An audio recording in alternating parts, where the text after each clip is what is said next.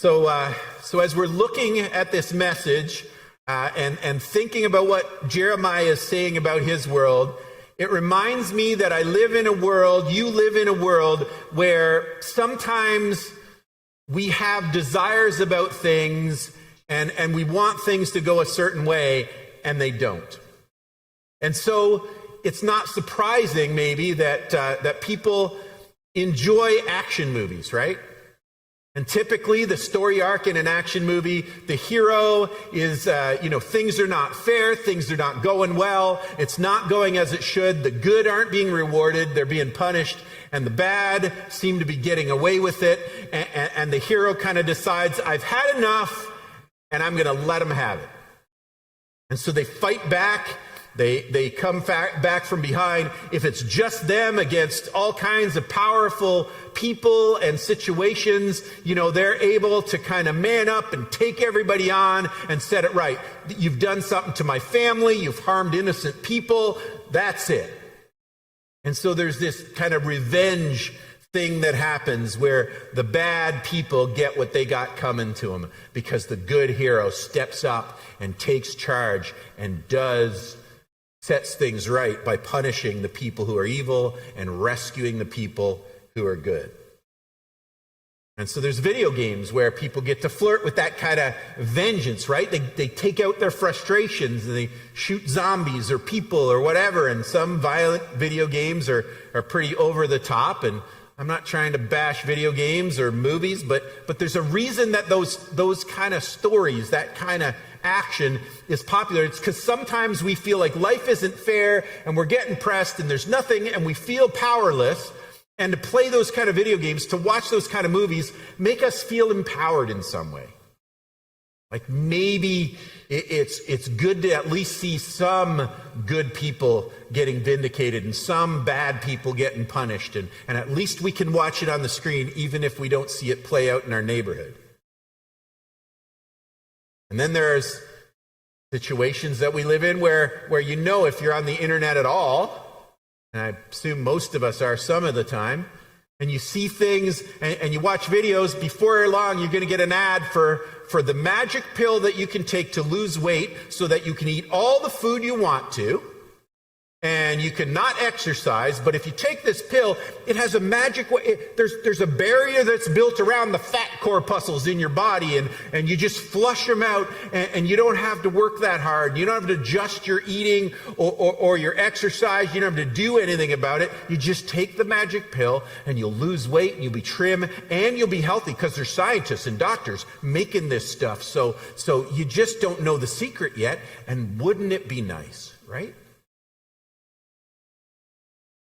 And we also live in a world where it's February, and there's a lot of people, and there might be a lot of people sitting here, I don't know, I haven't looked at your bank account, but there's lots of people, the percentage of people in Canada that carry credit card debts, particularly in the months following Christmas, right, where we buy gifts that we can't afford because we don't want to be outdone, and then other people are seeing the gifts we're buying and they're buying stuff they can't afford, and you run up credit card debts. I got friends, like people I really love, and they're kind of like, if there's room on the credit card, we're going shopping.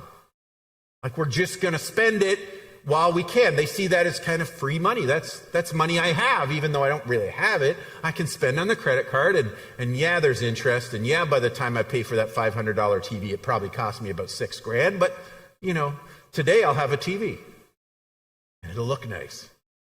Really gonna, I'm gonna watch those action movies, and they're gonna be a lot more lively, right? And so we live in a world that kind of flirts with those things, and so we wonder what it is that makes regular people or teenagers like those games, those movies, carry those debts, fall for those kind of pills and diets and plans that try to make it easy to do something, to get in shape and not have to go through all the hard work. And so we look for those magic cures. Sometimes it's just reading a book, right? I just read this book, I'll know how to do it. And it'll magically be so much easier. And the reason is because we live in the same world that Jeremiah lived in. So when Jeremiah comes to the people of God, when he comes to Israel and he's speaking for God, he's speaking into their situation in their world, they are the same kind of people that we live. Truth be told, they're the same kind of people we are. And so Jeremiah is told, go down to the shop where clay pots and jars are made. I'm going to speak to you while you're there. So he says, I did as he told me, and I found the potter working at his wheel. It's like he was told, go out to Mike Vlaming's shop and walk in there. Mike's going to be working on a pot, and just watch him spin that wheel. Watch that clay take shape. Watch the way he kind of molds the clay and pulls it up, and there's something magical about it. It's like it's an art form, right? Like if you've ever seen a potter do that, you just go, man, they make it look so easy. Have you ever tried it? Anybody? Yeah, okay, a couple people. It's not as easy as they make it look. It can spin wildly out of control, and you end up with a lot of clay all over you. But these guys who are experts, they do it. And in Jeremiah's day, pots were made, to have some beauty, but they weren't just for displaying flowers. They were practical. They used them to store things. They used them to protect food from being contaminated, from mice getting into it. And they used jars to carry water, and they did it for practical reasons. And they also made really beautiful pieces that were functional. And it was an incredible part of their society. And they needed pots to get by. They needed to be able to use them. And so it was a normal thing to have a potter, in your village. And Jeremiah is told, go down there and watch this guy do his thing. And Jeremiah goes and he watches. And the scripture tells us, he says, but the jar he was making didn't turn out as he hoped. So the potter squashed the jar into a lump of clay and started again. Like he's like, this is messed up, and his thumb slipped, or something happened, or the wheel spun, or there was something on there. Something went wrong, and the pot wasn't going to turn out like the pot was intended to be. And the guy said, I'm not happy with it. It's not what I was trying to do, and I'm just going to start over. And he squashes it, and he starts spinning that lump of clay again. So Jeremiah watches this play out, and God explains to him, this is what I'm doing. This is your message for the people. This is what you need to understand, is that sometimes things spin wildly out of control, and the only thing to do is to start over. So he watches him, and it didn't turn out right. And we are people who walk around our world, and we love our revenge fantasies of the evil people getting what they got coming to them, and watching them suffer for their misdeeds, and good and righteous people getting rewarded and things working out for them. And we like watching those movies. We like playing those games because we get this empowerment of maybe things could turn out right. And we like spending sometimes what we don't have. Maybe many of us have done that, where we've spent money and gone, well, I'll just get it now and I'll pay for it later. And we do those things not realizing the consequence of interest, right? And how hard it is then to get out of debt once we run up debts. And sometimes we can't help it, but sometimes we can. And sometimes we make those choices. And we don't like the consequence of, if I eat this way and I sit on the couch, I'm not going to have that beach body, and I'm not going to feel fit, and I'm not going to be healthy. So there are consequences for the nations. And so Jeremiah is being relayed from God. The message he's given people is there are consequences, and we don't like to think that. There are consequences for the nation, and there are consequences here, but there's also good news. And so he goes on to say, God goes on to say through the prophet, if I announce that a certain nation or kingdom is to be uprooted, torn down, and destroyed, like they're going to be punished because they did wrong and they've got it coming. He says, but if I announce that, but then the nation renounces its evil ways, I will not destroy it as I had planned. He says, there's consequences. There's natural consequences of making certain kinds of choices. There are things where we bring problems on ourselves, and we can, circumstances can happen and life can throw stuff at us that's completely out of our control. But there are also things we do, choices we make, directions we take our lives that we end up with the trouble that we brought on ourselves. And Jeremiah is told, even when that happens, even when you wake up one day and go, I'm down this ugly path and I'm facing down all this stuff. And when I realize it, when I think about it, it's my fault. I did it to myself. I made the choices. I walked away from what I know God wanted for me. And now here I am. And I'm facing down the barrel of all these bad consequences. But God tells Jeremiah to tell the people that even when that happens, if they snap out of it, if they renounce their evil ways, that even then he will redeem them and he won't punish them for what they've been going through and the choices that they made, that he will let them off the hook because they've changed their ways and they've had a change of heart and they're moving in the right direction and they're listening for him. So he says, even if I've announced their judgment, I'll go back on that if they just snap out of it. They just come to their senses, if they just start to listen. So if you shift from the wrong path that you find yourself on, if you come to your senses and you start to live right, God won't follow through with the consequences of where that would have taken you and the things that would have done to you. In a world as polarized as ours, where everyone kind of feels like they're in the right and these guys are in the wrong, in a world where people pick sides and they're so sure that they're right, they look at the other people and they go, I hope they get what they got coming to them. I hope they get punished.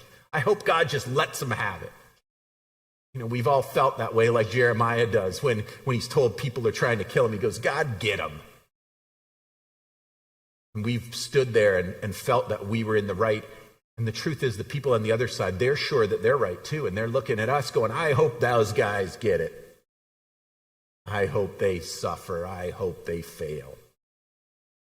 And while we're looking at each other that way, while we're sure that we're on the right path and they're on the wrong path, he tells us if we're on the wrong path and we snap out of it, he'll let us off the hook because our God is a God of redemption. And so even when we're not the good guys, there's hope for us. But he also says, if we were the good guys, the opposite is true. And if God announces that I'll build up and plant a certain nation and make it strong or great and great, and I've got good things planned for them because they're my people and they're living and they're listening to me. If they stop, if they turn to evil and refuse to obey me, if they're not listening for my voice, they can veer off course and they can take their lives and their decision-making places I never wanted them to go and stop reflecting my kingdom. And if they do that, if they get off course, then the things that I plan to bless them with, those are off the table now.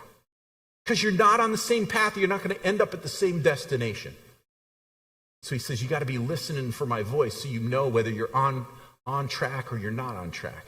If you're following with me, then the end result of that road, no matter how much trouble comes, is that you will end up in the right place. But if you turn away from me and you turn to evil and you ignore my voice when I'm trying to correct you and pull you back on course, if you do that, then you'll end up in the wrong place and your life won't turn out the way it's supposed to. And there'll be negative consequences for that. He says there can be good consequences if you were off course and you come back on, and he lets go of it a lot quicker than we do, and he forgives and he redeems and he transforms. That's what he does. But if we ignore his voice, even if we were on track, even if we were doing well, even if we were truly on God's side at the beginning, the minute that we start to ignore him and make up our own version and go our own way, and we stop reflecting his kingdom and his redemptive purposes, when we do that, there's a consequence to that. And we end up in a bad place where we're far from him, even when we think that we're still on track. There's other prophets in Israel at this time, and all of them were saying something completely different than Jeremiah was. There were people and there were priests we've heard about in the temple, and they were telling everybody everything's fine and we're doing well and we're God's people and he's just going to bless us. And Jeremiah's saying, no, he's not. He's angry and we need to stop and we need to snap out of it and we need to stop doing evil. And they're going, we're not evil, we're fine. And there was more of them. There's only one of him.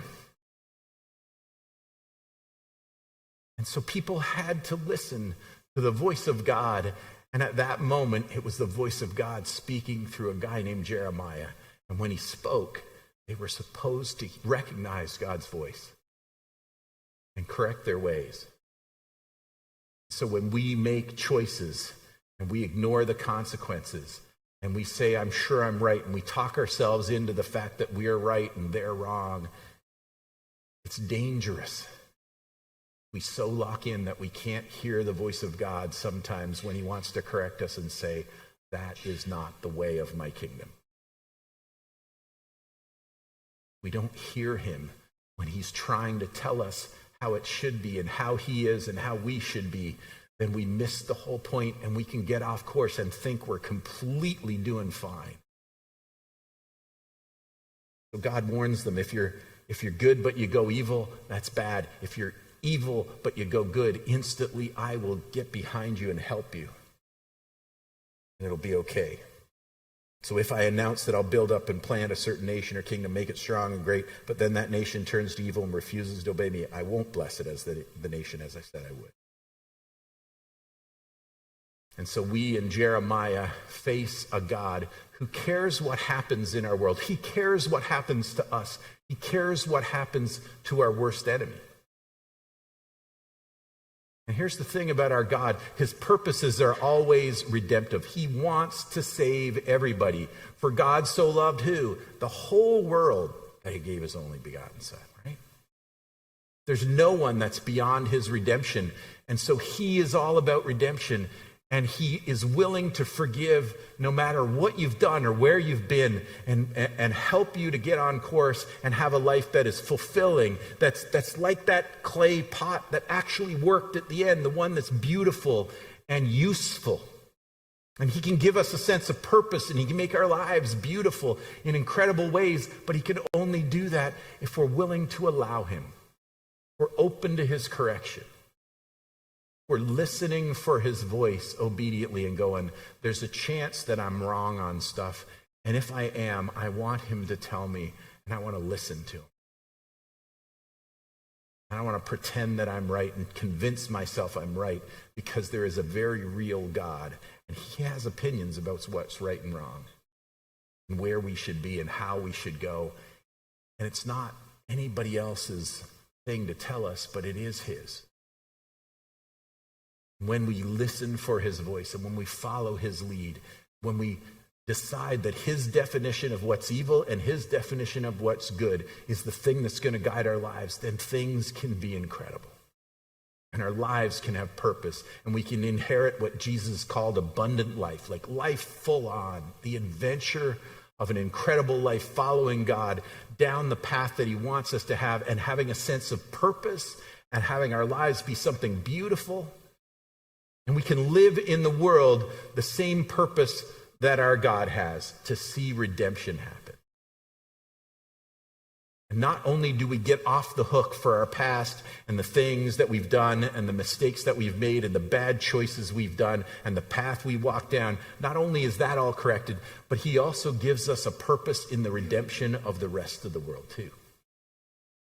And so instead of looking at those who are evil and calling them out and fighting back, we become the vessels of his redemption of them. Our purpose in life is to help them come to their senses so that they see Jesus as who he is, and they give their lives to him, and they find the same redemption we have. Because we remember that we've been forgiven, even when we didn't deserve it.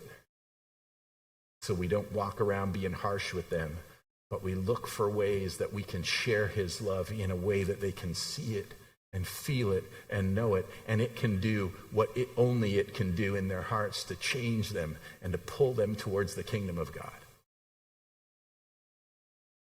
So God goes, here's my purpose.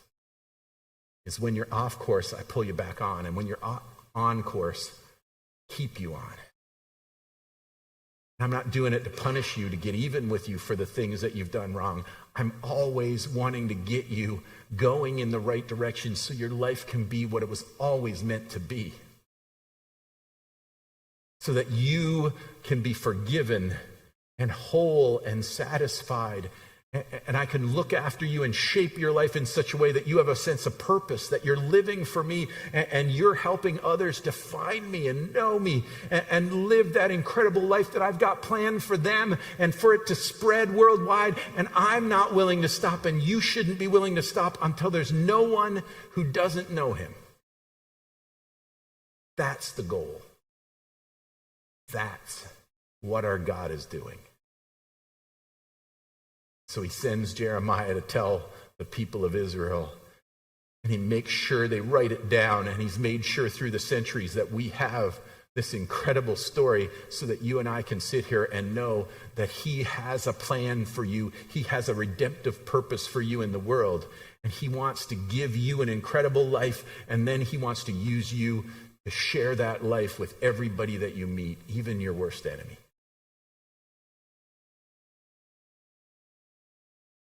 He is good and kind and loving and forgiving. He is redemptive, and he shapes us in such a way that our lives become something beautiful, so that we have a sense of purpose, so that our whole lives are pointed in the same direction his life in eternity is, that we are vessels of his redemption of humanity. Because he's not willing to write even one person on planet Earth off. Because that's who he is. And when his people forget that, he sends Jeremiah and he says, tell him, I have no problem starting that clay over, but I will shape it. If you realize what went wrong, I will crush it, and that'll be painful sometimes, but I will shape it and mold it, and you will become a thing of beauty and a thing of usefulness. And you'll have a purpose. Your life will be incredible. You have to listen. You have to hear me. You have to respond to me. That will make all the difference. And if you don't, even if you've been doing fine for years, but you don't listen to me and you veer just slightly off course, you'll end up in a bad place. And I don't want that to happen. So I'm warning you. There are consequences of ignoring my voice. There are consequences of going the wrong way. There are consequences of veering away from me and not listening for me and not letting me correct you. It'll take you places you don't want to be. He's good, and he's kind. He loves us. He loves them. Our worst enemies, he loves them. The people who've done the most evil in the world, he loves them. He wants to redeem them. He loves them so much, he's not willing to leave them like they are, but he wants to change them, make them better, and give them the life that they were born to have. Life serving him, following him, living for him, and living out his redemptive purposes for the other people in their lives. Jeremiah stands up as that one solo voice. Says this is what God wants. This is who God is. Follow him. Follow him and we will get somewhere beautiful. It matters whether you do or not, because he wants to use you for his purposes. His purposes are always redemption.